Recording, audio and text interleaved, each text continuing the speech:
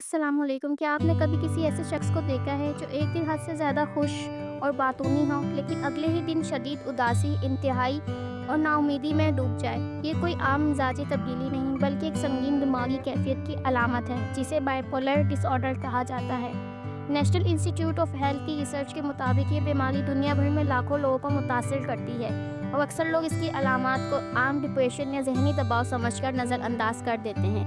असल सवाल यह है कि आखिर बाइपोलर डिसऑर्डर होता क्या है, इसकी अलामात किस तरह पहचानी जा सकती हैं, इसके पीछे वजूहात क्या हैं, और सबसे अहम, क्या इसका इलाज मुमकिन है? नेशनल इंस्टीट्यूट ऑफ हेल्थ के मुताबिक बाइपोलर डिसऑर्डर एक इलाज तलब बीमारी है। अगर इसे जल्द पहचान लिया जाए तो मरीज ज़्यादा सेहतमंद और मुतवाज़िन ज़िंदगी गुजार सकता है।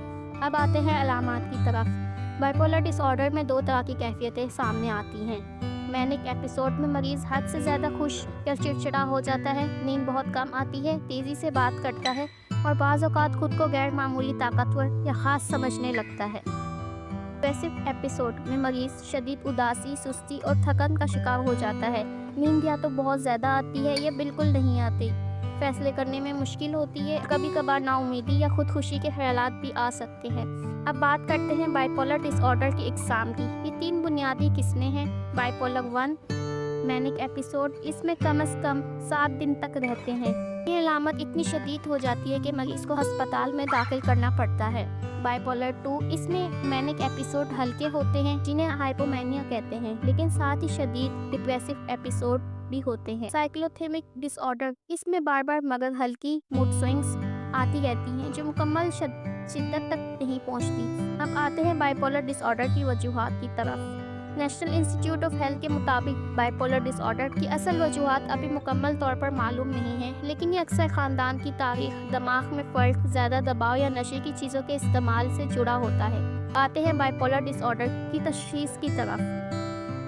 इसकी पहचान सिर्फ डॉक्टर या माहिर नफ्सियात कर सकता है। सबसे पहले कुछ आम टेस्ट किए जाते हैं ताकि दूसरी बीमारियां खारिज की जा सकें। इसके बाद मरीज़ की अलामत और फैमिली हिस्ट्री को देखा जाता है।